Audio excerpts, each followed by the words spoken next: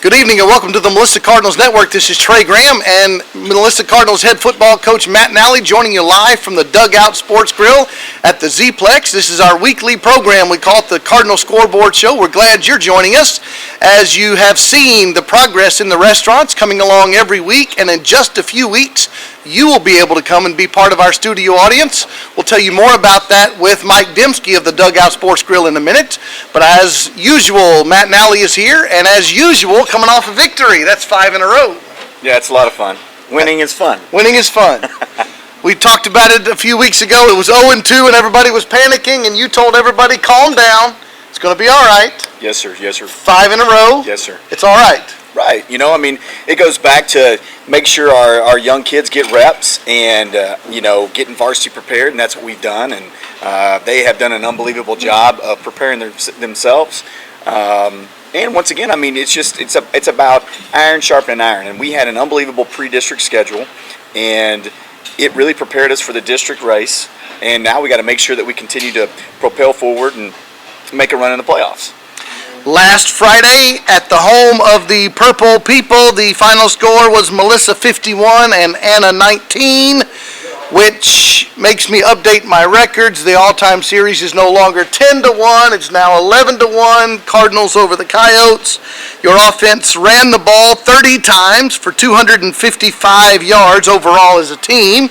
8.5 yards a carry on the ground. That's not bad. Not bad. Sam Finnegan can't even win the player of the game if he throws for 312 yards and 5 touchdown passes. That's a decent night. That's a fair night for a quarterback. And we're going to meet our offensive and defensive players of the game here in a moment. I'll let you brag on them in a minute.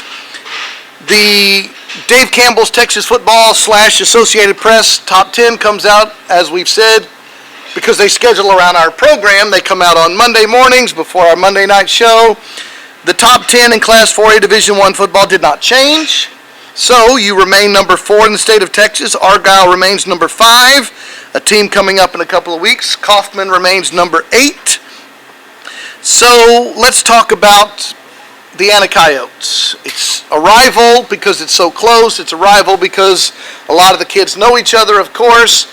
But on the other side, it's a very lopsided series, 11-1. What were your thoughts going into the Anna Coyote game? First, after a bye, and then you go into a rival game. There's a lot of emotion that goes through 2 weeks. You're coming off of a high of beating Argyle, and then you kind of have to reshuffle your thoughts, and you're going to have to kind of get the kids and coaches and even the community kind of refocus. Like, this is the goal is Anna now. Argyle's in the past, it's Anna. So that was kind of difficult in the regards of early in the week. We did an unbelievable job in the bye week, I believe, of resting, recovering, but also kind of like letting the kids kind of recharge in the regards of we were preparing for Anna, but we shortened practice down and whatnot. So that was good, but early in the week it was still kind of fresh on the minds of we're still kind of on that Argyle high. So we had to refocus, and throughout the week, you have to give kudos to the kiddos. The kids did an unbelievable job of really pushing forward and, understanding the game plan going into the game and executing on Friday night. Because, there was times early in the game, momentum was going both ways, and then it was kind of their way. So we were just fortunate enough to come out with a win, and our kids played really, really well. I want to talk about officiating for a moment. We'll do a whole segment on another show about officials, and there really is a crisis of a shortage of officials in Texas, and we'll talk about that, and maybe we'll recruit some officials for the UIL. But there was a situation where they scored a touchdown, the Coyotes did, and their players started high-stepping, taunting, whatever, around the 10-yard line. Correct. And he went into the end zone. Their team didn't get credit for the touchdown. Correct. You ended up getting a stop on that drive. Correct. Later on, you guys got the same penalty, taunting or unsportsmanlike, in the end zone. But the difference was they did it on the playing field, you did it in the end zone, so your touchdown counted.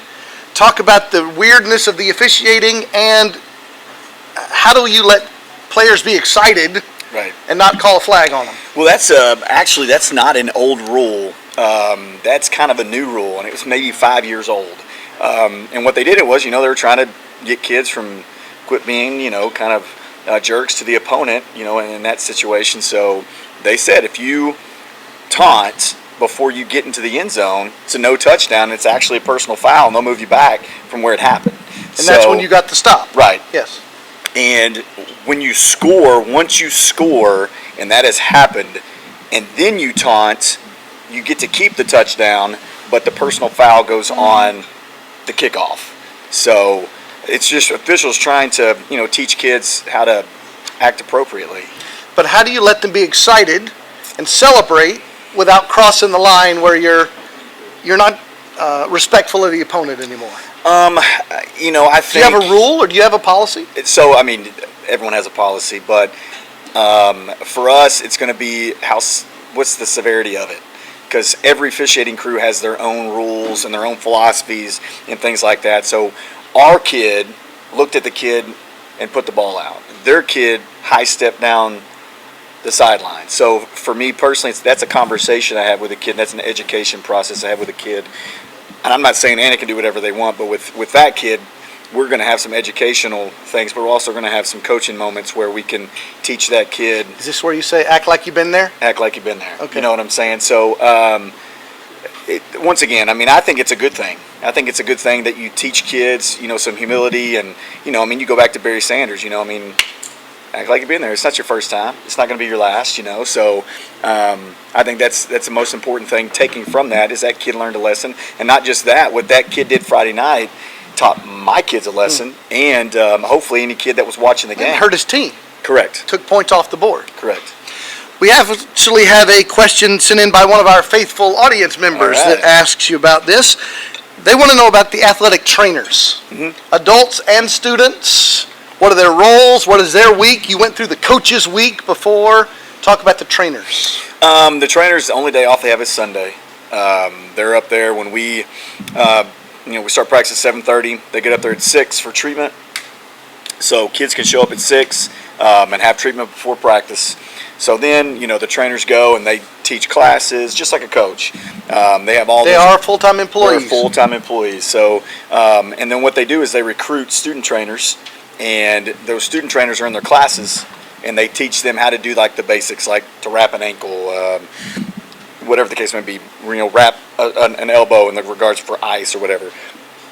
So they are our middleman with our team doctor. So whatever they say goes. So if I have a kid that is on, like we put them in yellow shirts if they're injured. And once again, like we don't have any control over that. It's that trainer's job. So you and the trainer are arm wrestling in the office? No, it's just like a perfect example. Seth Pintor didn't play Friday night. Yes. The trainer pulled him at 3 o'clock on Friday afternoon. I didn't do that. The trainer's like, he's not playing. So, and there's nothing you can do about it. Okay, hold on. You're the head football coach. They're not. It's your team.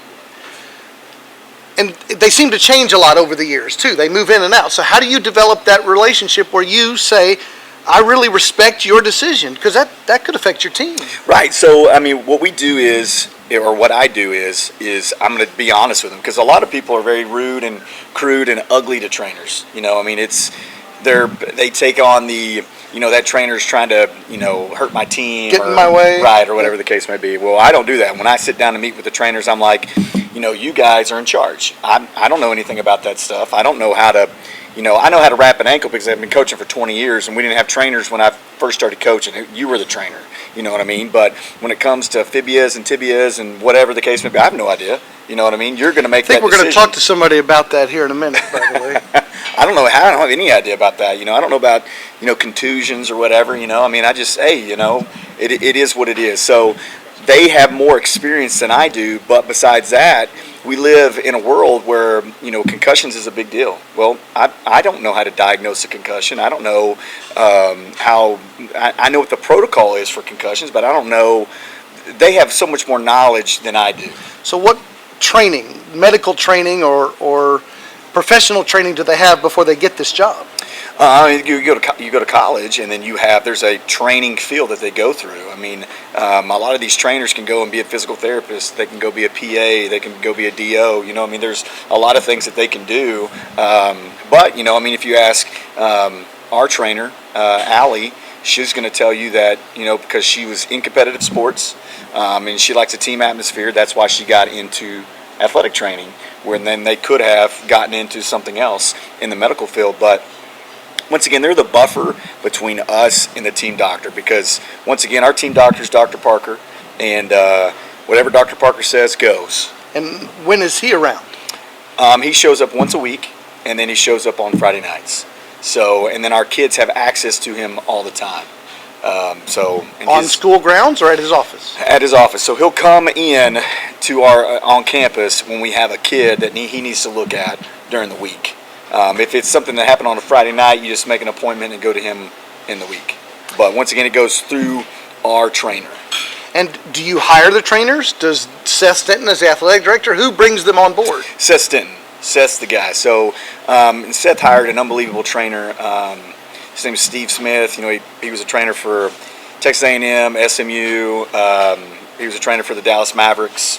And he's an older guy, so he's kind of trying to hand the reins over to Allie, who we got from North Forney. But she lived in Melissa and was driving to North Forney every day, and she's a young, great trainer. So we're very, very fortunate enough to have her.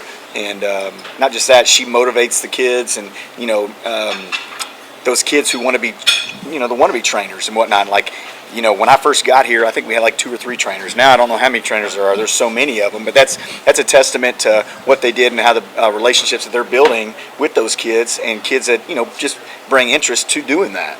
And you can't It's the beginning of their medical training. Right, and you can't ask for a better group of kids that help us out throughout the week, because they're there all week long. Every time we're at practice, Coach Hawkins is there with a group of kids, and that's it doesn't matter if it's at 7:30 in the morning or, you know, right when we got off the field before we came here. They're there. So it's a full-time job. There's no doubt, because they're not just working football. You know, they're working. There's volleyball. There's cross country. There's all these things going on right now that they have to be involved in. So they're stretched thin. So they're very well valued. I want to go back to the Anna game for a moment, because we're going to introduce the offensive players of the game and defensive player of the game. You'll get to meet them in a moment, but I want you to brag on them. First of all, defensive MVP was Dylan Smith, senior D lineman, and talk about Dylan Smith. Yeah, so, you know, Dylan moved in a couple years ago from Cameron Yo, and when we first got him, we were going to move him and make him play tight end. You know, when I first saw him, I was like, man, that's a good-looking tight end. We're going to make him, you know, we're going to put him there. And I think he made it a day. Really? And he was like, you're a good coach. Yeah. And he was like, I want to play defense. So I was like, you know what, I guess we'll give him a shot at defense. And all he's done is, you know, just wreck shop and just, you know, live in people's backfields and whatnot. So we're very, very fortunate enough to have him on our team. He's on our leadership council, and he's kind of an action leader. Not really a vocal leader, but like I said, we're so fortunate enough that he is on our team, and what he brings is so much more than just tackling people on a Friday night. And our offensive player of the game was senior wide receiver Matt Sanford. We'll get to meet these two young men in a moment. I mentioned to you that Sam Finnegan was 22 of 33 passing, and 14 of those went to Mr. Sanford. Sam probably needs to get Matt a gift card. To the Dugout Sports Grill. Right. That's called a plug, is what that's called right there, yeah. Go ahead. Talk about Mr. Sanford. You know, I've coached a lot of unbelievable receivers in my years of coaching. Matt has the most pure hands that I've ever coached. Very smooth, very fluid in what he does in his route running and whatnot, but it's the hands. I mean, if the ball gets thrown, 99% of the time it's getting caught to Matt. So, and it's a testament. He had 14 catches, and you know that says a lot about how much Sam has trust in Matt. You know? And we used to play this game a long time ago. Trust me, when you've got a guy that will catch the football, right, you'll throw it to him. Right. So, I mean, like I said, for me personally, I mean, he is just, and we've been talking about this since he moved in from California a couple years ago, he's just so smooth. And when you got a receiver that's smooth, you know, you got a pretty good one. You are watching the Cardinals Scoreboard show. This is Trey Graham and Matt Nally at the Dugout Sports Grill at the Z-Plex. You're going to get to meet our offensive and defensive players of the game in just a moment. Before we go to the break, I do want to invite you and your family to worship with us in our church home. Go to firstmelissa.com to find out more. You can join us in person on Sunday mornings, online. Go to firstmelissa.com to find out more, and we're going to take a quick break.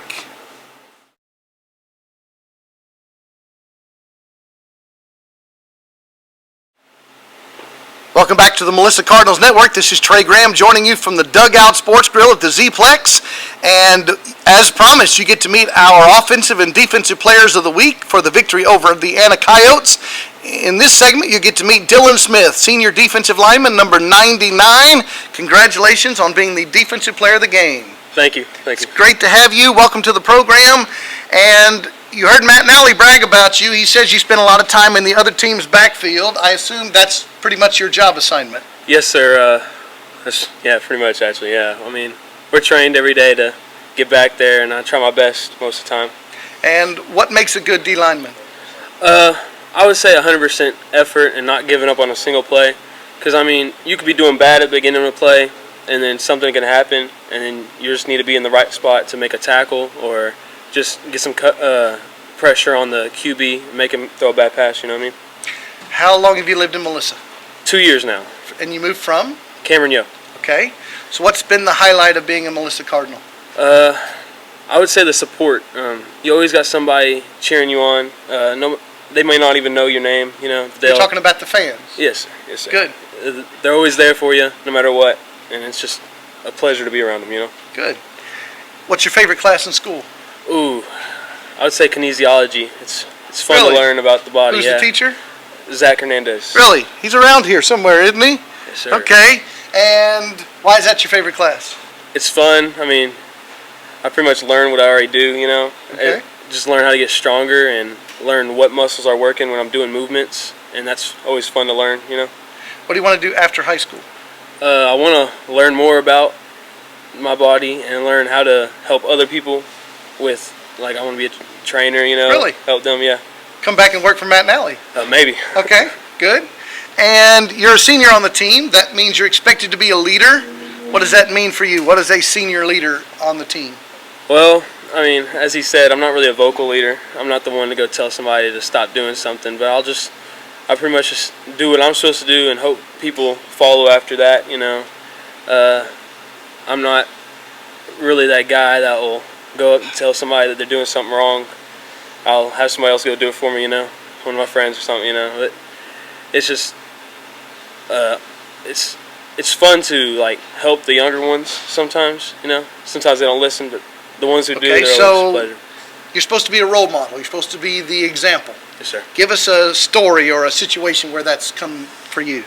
Well, whenever our coach Kiefer was having a baby, he had us seniors and a Nigel lead our D-line and do our exercises and stuff. I mean, we had Coach Hemsley there, but you could tell he doesn't know a whole bunch about D-line, but you just said that on the camera. You know that, right? Okay, yeah, right. He'll tell me tomorrow, you know. Okay. But we got to influence our younger guys, our JV guys. You were told to be the coach. Yes, sir. Very good. Very good. It was a fun experience. Good for you. Thank you. Congratulations on being our defensive player of the game. Thank you. Senior defensive lineman number 99, Dylan Smith, and we'll be right back.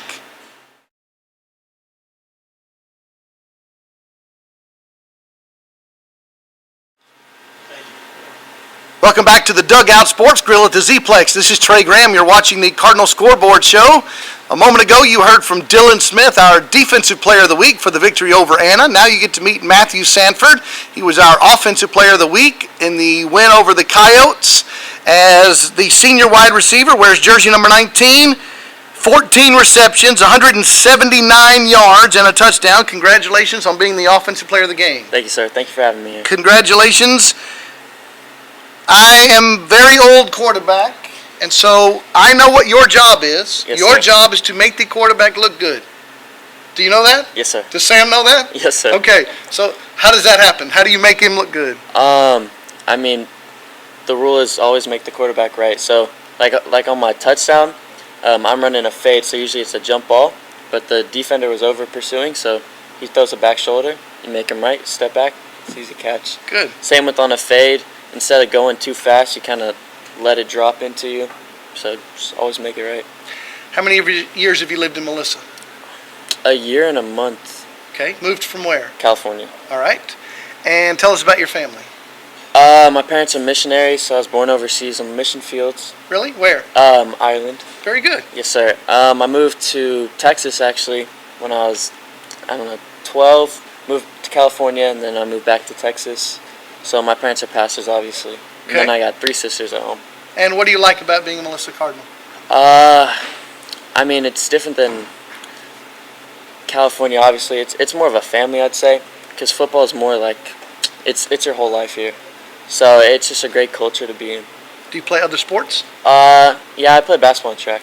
Okay. You're going to do that this year? We'll see. I'll do track for sure. Okay. What makes a good wide receiver? A wide receiver, something I learned over the years, you can't just have one ability. So I've always been able to catch the ball, but I've never been the fastest, the strongest, or my routes haven't been good. It doesn't matter if you can catch the ball if you can't get open. So you have to have every aspect of the game down. You heard Coach Nally bragging on your hands. Yes, sir. What do you do? How did that skill develop? How do you practice or prepare? Honestly, it just came like just a gift God gave to me. Can't really brag on it. Practice obviously makes perfect. All those hours that nobody else sees. But you just got to work when no one else wants to. What do you want to do after high school? Definitely play football in college. Okay. And I'm also in Mr. Hernandez kinesiology class. So I want to minor in kinesiology and play football. Wow. Zach Hernandez owes us like a cheeseburger for tonight's interview. Yes, sir. Okay, what do you like about that class? Just learn more about your body. When you get hurt, you can see what's hurting, see the reason why it's hurting, and know what to stretch out before games and stuff. Do you know where you want to go to school? I do not yet. Go Army Black Knights? Come on. Come on. All right. No chance. All right. Our offensive player of the game, Matt Sanford, 14 catches, 179 yards, and a touchdown. Big victory over the Anna Coyotes. Congratulations for being our offensive player of the game. Thank you, sir.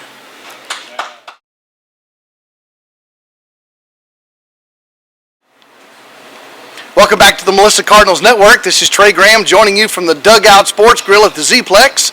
And we have a lot of great partners and sponsors on our broadcast. One of them is D-Bat. They are also located here at the Z-Plex, right next door to the Dugout Sports Grill. And to help you learn more about D-Bat, I'm joined by Coach Cal Fugé. Coach, welcome to the Melissa Cardinals Network. Thanks, glad to be here. Good to visit with you. Talk to us about D-Bat. But first of all, you played baseball a little bit yourself, I assume? I have. Tell us your story. I grew up in Denver, Colorado. I got drafted out of high school by the San Francisco Giants. So this is way back in the day, 2000, year 2000. I went to college instead because I promised my mom I'd go to college, that whole thing. Did the Giants pay for it? No, they didn't. Okay, where'd you go? I went to Texas Southern University. Okay, So if you don't know where that is, that's in Houston. all right. Okay, very good ball players, Division I. So I saw a lot of talent, and after that, I played a little independent league ball, and then I had a family. All right. Yes, sir. So what got you into coaching? I was always kind of that coach on the field. What positions? I played third base. Okay. When I played football, I was the quarterback. All right. Basketball, point guard, point forward. So I just kind of naturally fell into that, coach on the field. When the coach couldn't come out to visit with the pitcher, I would, call time, go talk to the guy, Okay. make sure, All right. kind of naturally. So when did it become a career? Oh, officially a career. I started in 2005. I was the grad assistant at Texas Southern University. Okay. And it's been every year since then. I was the hitting coach, basically. And from, just every year from then on, I started coaching kids, training, and then, it eventually grew into coaching showcase with baseball teams. So now you work here at D-Bat. Yes. And we've had some other of your colleagues on the program before, but let's tell the audience again, what is D-Bat? D-Bat is a hitting facility But we offer a lot more. We offer pitching, of course. We offer fielding. It's just a place where, when you're dealing with the elements, as we. So everything's indoors? Yes, everything is indoors. So there's no quote unquote off season. You always can get better. Now, being outside in the elements is not an excuse anymore. So it's a place where you can come. We have a pro shop. You can buy new bats. Lizard skins. Gloves. So. What ages? All ages. I think I was just hitting in the cage. I think that guy next to me, he must have been 3 or something like that. 3 years It was old. Cute, yeah. We're trying to set it to the pitching machine to low, and it's like, but yes, sir. Okay. And is it for teams? Is it for families, individuals? Who's the user of DBAT? It's for everyone, I would say, especially with, like you said, partnerships. We're partnered with the Dugout restaurant, and you can, for the dads or moms who like to have a little beverage, we have a bar upstairs. So if you don't want to, be around during the lesson, you can go upstairs, enjoy yourself. We have screens about this size, and we actually have cameras on each lesson, so you can watch your kid and have a beverage. So is it a weekly tutoring, or is it a by appointment or walk-in, or how do you do it? Definitely, I would definitely say you should schedule an appointment. Okay. Because we can get pretty busy. And how do you do that? You can do that online at dbatmelissa.com. dbatmelissa.com. Yes, sir. And it's real simple. Go to memberships or go to lessons, and you drop down bar and you just pick. So can you come on your own, or do you need to make an appointment with a staff member? You can come in and we can do it from there, but it's a lot easier if you do if you're coming in, because it's live pitcher and pitching machine, right? Right. So can you come just on your own and work with the machine without a staff member? Sir. Yes, sir. Okay. Yeah. Good. dbatmelissa.com. We've been talking with Coach Cal Fuget. dbatmelissa.com right here at the Z-Plex.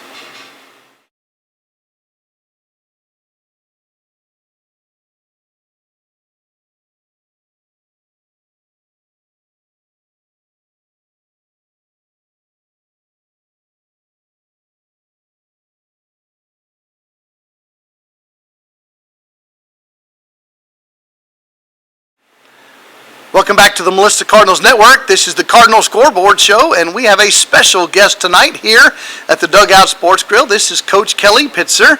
He coaches cross country and soccer. He is a teacher. We'll talk about that. Coach Pitzer, you're usually watching the Melissa Cardinals Network. I am. Now you get to be on this side. I was actually watching on Friday night, watching them beat up on Anna. So So what's it like being a fan? We don't get a lot of fans on the show. You're a viewer. Talk about the Cardinals Network.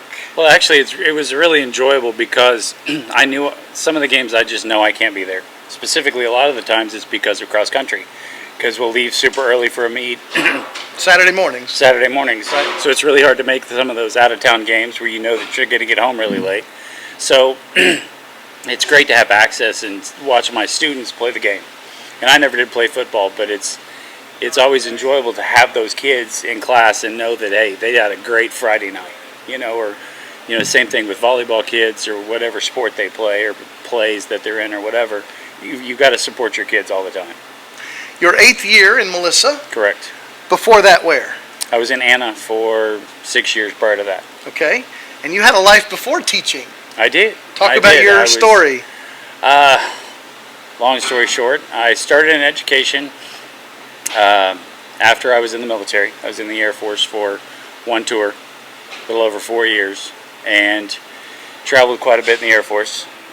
My job there weren't a lot of us, so we traveled a great deal. And so when I got out, I worked in the private sector for a little while, and just my passion's always been working with kids. And so it's a natural progression to come back to education. And you weren't a native Texan, as I understand. No, I was not. I actually grew up all over the world. My dad worked for oil companies. And so, let's see, I was born in Oklahoma. Don't hold that against me, I know. But Boomer Sooner?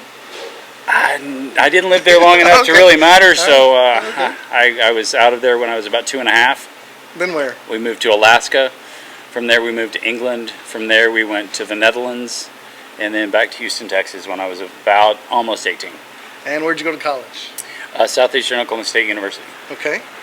And you got into education because you just wanted to be the next leader of young people, right? I did, and you know, I teach English, and I've always taught upperclassmen. Like I've had a few stints teaching younger kids, but like I want to prepare those kids to go to college. I want to prepare those kids to write at the college level, and that's always been my passion.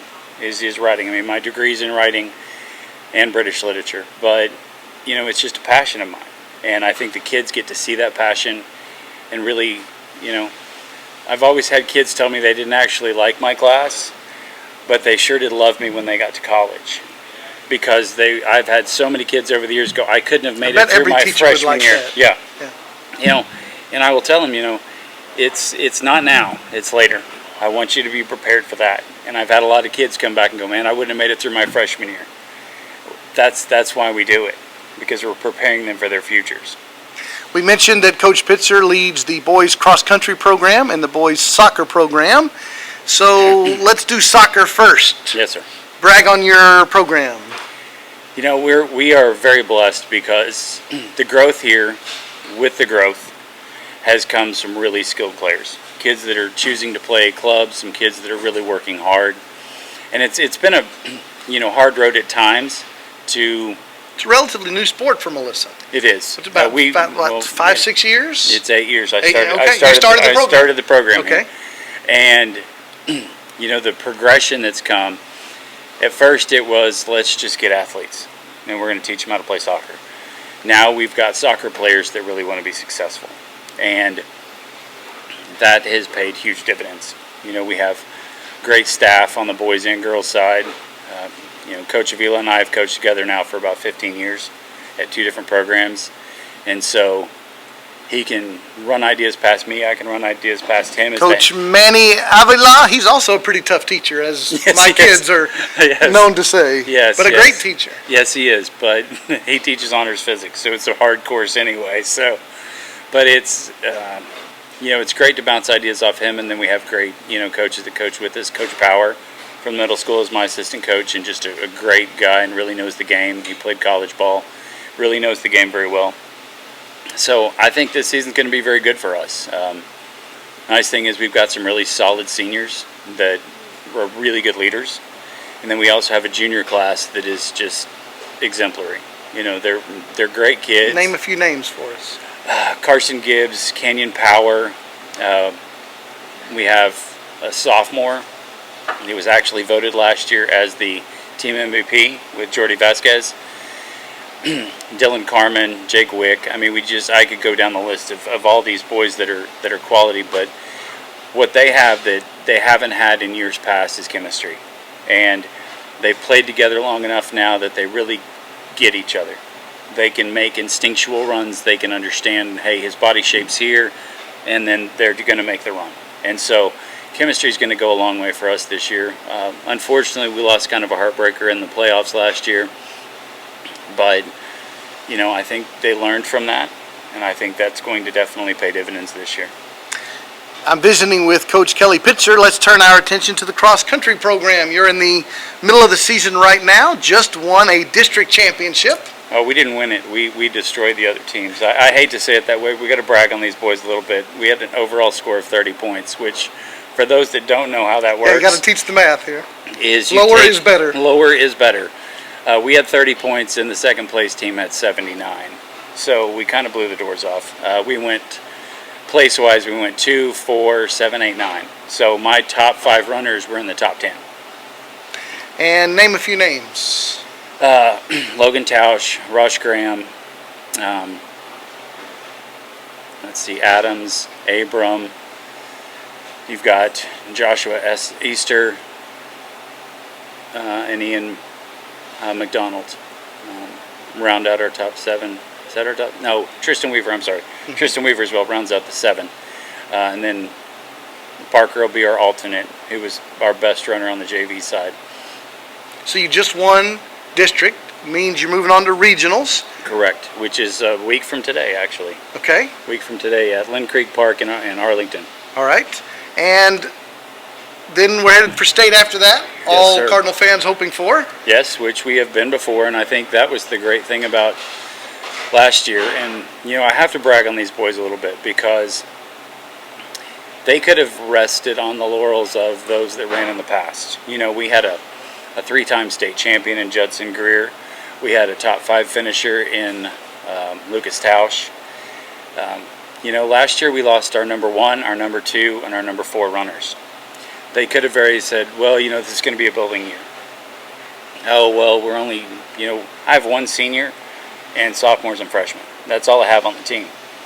And they could have gone back and said, oh, well, these guys did great. Let's just rebuild. They didn't do that. They stepped up. They ran over the summer. They put their miles in. And honestly, they've kind of, I would say, changed the dynamic of the team. This young group has really changed the dynamic of the team. And what I kind of mean by that is they choose to be successful. Cross country is one of those sports that's kind of forgotten about in a lot of ways. I hate to say it that way, but it is, because we don't run during the week. Kids don't. It's not a spectator sport. Right. It's really not. And having a son that runs and a daughter that ran, you see them start, you kind of see them finish. So it's not the best spectator sport in the world, but they don't care about that. They care about getting better, supporting their teammates, supporting their school, their community. This young group of boys is probably the best group of leaders I think I've ever had, honestly, because they want to be successful, but they don't want to do it individually. I ask a specific thing in the last 2 races that we've raced.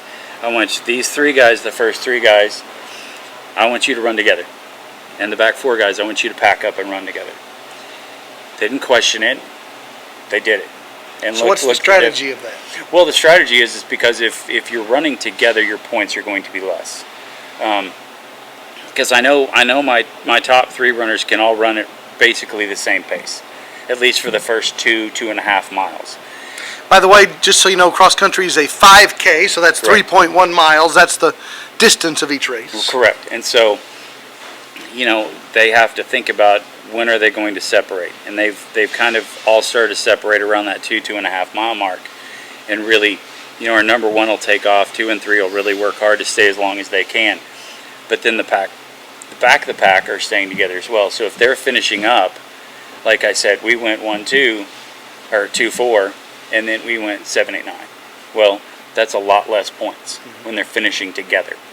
So push each other. That's Correct. the theory. Yeah. And don't let them fall behind. So it's either push them from behind or drag them, one or the other. But either way, they've got to get there. And they've taken that upon themselves to really work as a team.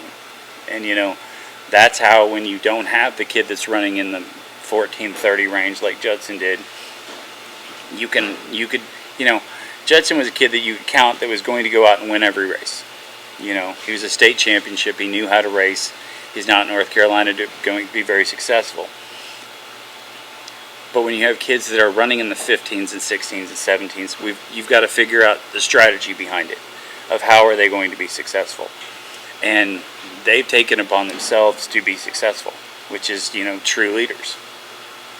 Our guest on this segment of the Cardinal Scoreboard Show has been Coach Kelly Pitzer, head boys cross country and soccer coach. Their team runs in regionals next week, and we believe the state cross country meet after that. Coach Pitzer, thanks for your time. All right, thanks, sir.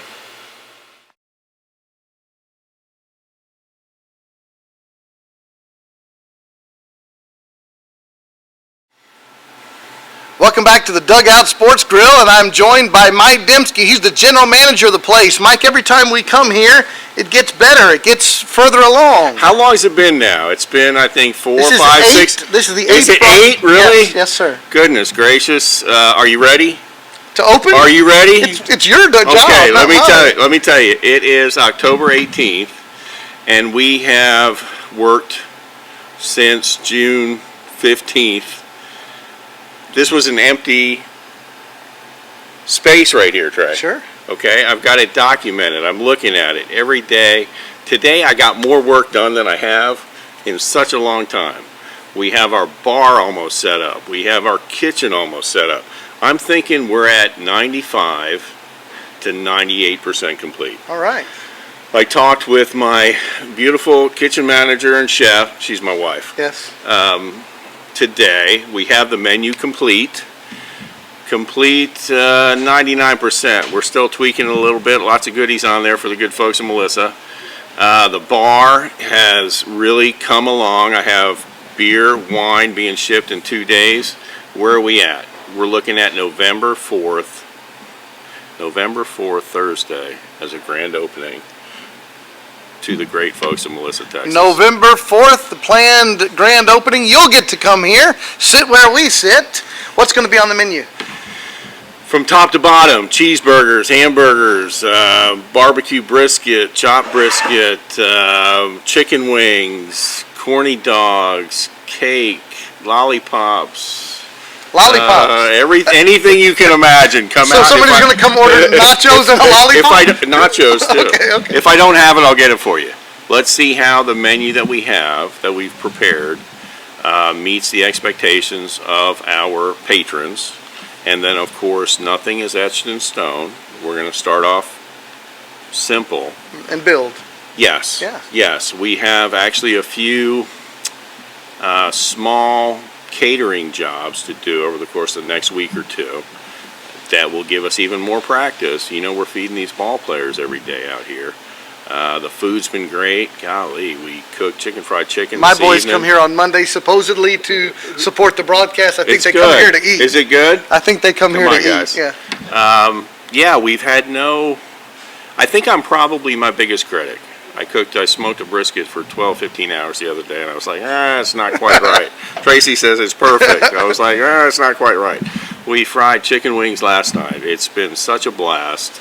And to take this to the next level and offer it to the great folks in Melissa is something that we've looked forward to for weeks and months. And November 4th, that's the day. So there's dine-in, right? But there's a takeout option? Golly, call in, dine in, order online. We'll do whatever we can to accommodate the folks in Melissa. I know that over the course, like I told you, we're maybe 2 weeks, 2.5 weeks. 98% ready to go, and I remember back when we were 50%. I don't know what else I can tell you. Look at Facebook, look at Instagram, look at Twitter. Cindy, Shelby, Lee, they're updating things day to day. We're adding more and more people. We're looking for help. We're actively hiring. I think my team's up to maybe 12 people now, 12 of the best. What a strong team we have, and that's going to be so important, offering the service that I really want to offer. The team is building, the menu's ready. It's just a matter of getting this place open, getting people out here. Tell us the website. Dugout, DOUGOUT, sportsgrill.com. Facebook, Twitter, Instagram, MySpace. Did they even say that? I don't know. The Dugout Sports Grill is not on MySpace, I can tell you that much. It's out there everywhere. Our guest has been Mike Dembski, General Manager of the Dugout Sports Grill. November the 4th, you'll get to come here in person and enjoy a great meal. And we are glad that they are the host of the Cardinal Scoreboard Show. Mike Dembski, thanks for having us. It's been a blast. Appreciate it. I can't wait to open up and actually have a crowd in here. You'll get to join us in person. Follow on social media. Go to dugoutsportsgrill.com.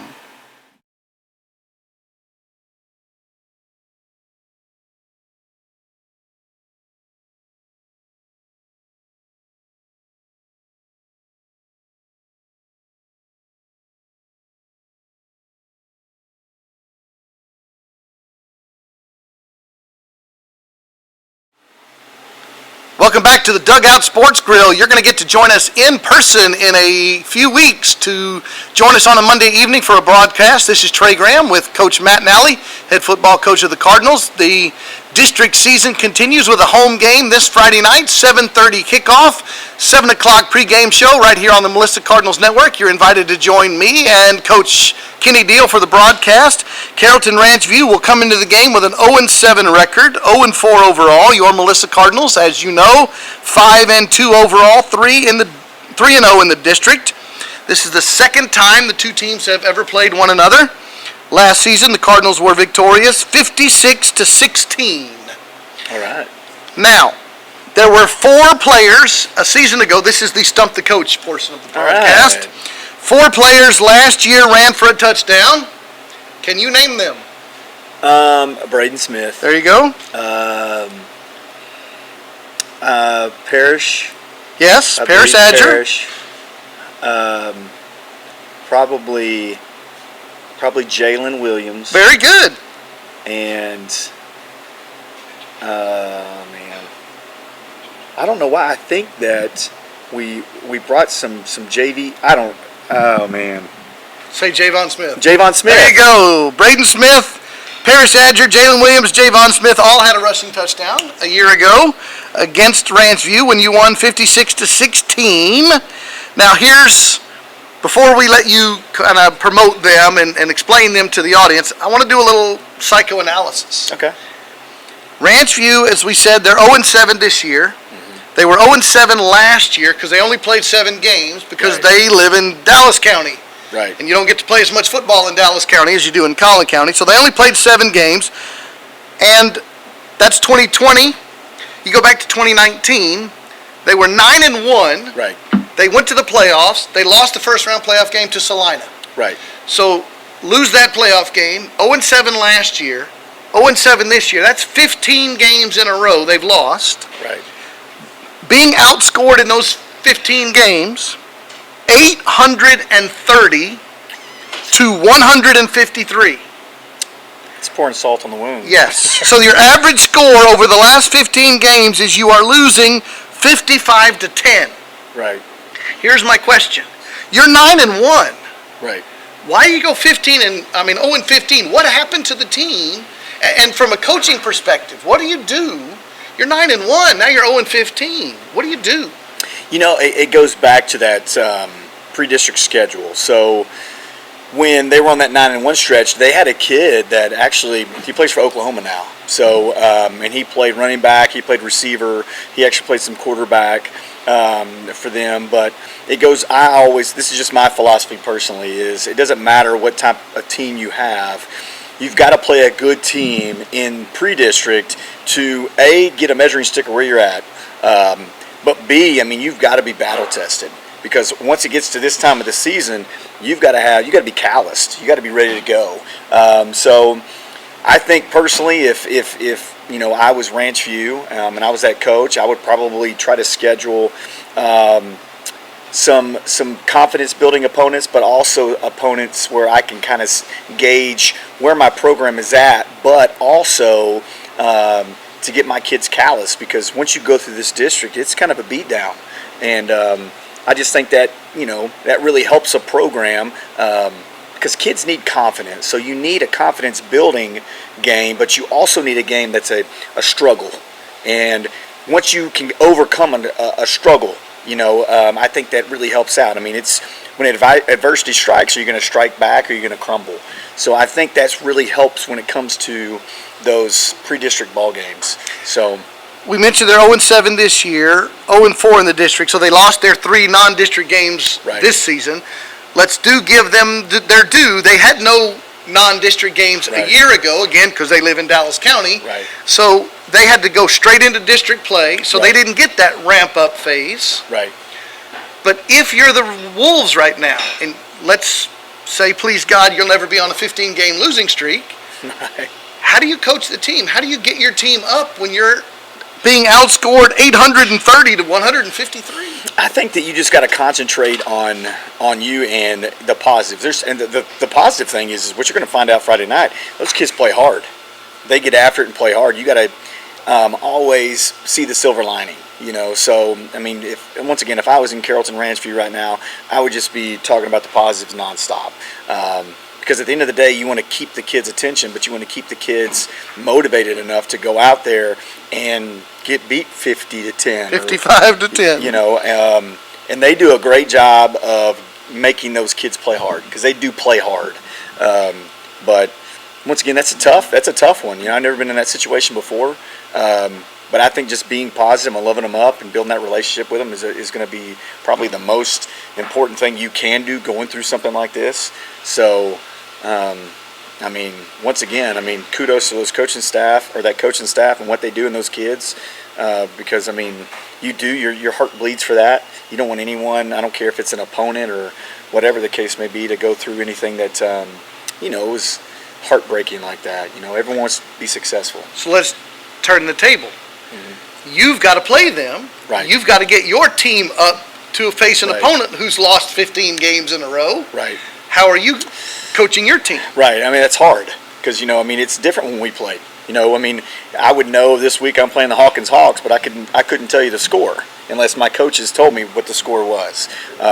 You know, I mean, we got the local paper, but you'd have to, like, you know, drive down to the next city to get the Tyler paper, which would tell you the scores, you know, and you didn't really care about that. Or you went to the local barbershop, and it was in the local barbershop, but you didn't really have that access. Well, now they have full access. There's apps and, you know, social media and all this stuff, so they know. So it's difficult. I'm not going to lie. It's difficult, the kids knowing that. What we did over the weekend was, as a coaching staff, we wanted to say, okay, what do we need to work on? What is this that we're going to have in the playoffs? What do we need to work on? Okay, that needs to be the pivotal of what we do this week. And then what can we do to spark the kids' interest?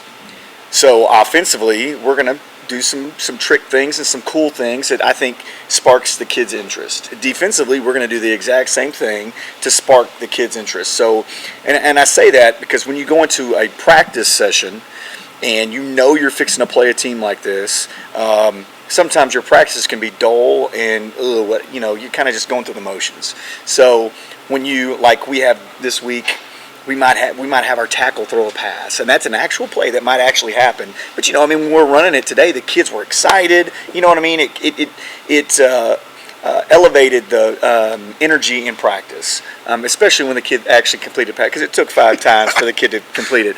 But, you know, I mean, that's something that builds energy. So, and that's what you want. You just want the energy to continue to build up and be positive.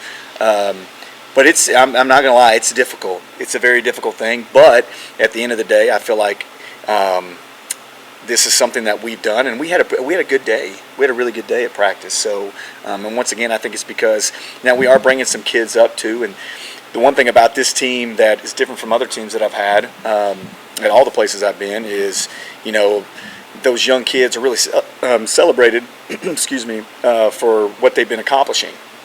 So bringing some young kids up that I feel like are going to get a lot of playing time, and they did a great job in practice today. So it's fun when you see kids have success, and it's definitely fun when you see a kid that you know, is on that JV and, you know, has been having success on that JV. But when you bring them to the varsity level, it's a different story. You know, the lights are a little bit brighter and whatnot. And it's fun to watch them have success as well. So I think that was a big deal in practice today, watching those young kids. And then, like I said, you know, I mean, we got tackles, throwing passes and stuff. So You've given away the secret, you know that. Right. But it's just, you know, stuff like that. I think you just got to build the energy. The Melissa Cardinals on a 5-game winning streak this Friday night, hosting the Carrollton Ranchview Wolves on a 15-game losing streak. And we want you to be by the channel, 7 o'clock pregame show, 7:30 kickoff. You need to follow Melissa ISD on YouTube. You need to follow the Melissa Cardinals Network on Facebook. And you need to come and visit us at the Dugout Sports Grill. In just a couple of weeks, you'll get to be here in person and be part of our studio audience. We thank all of our great guests for tonight. We will see you on Friday. This is Trey Graham saying good night from the Dugout.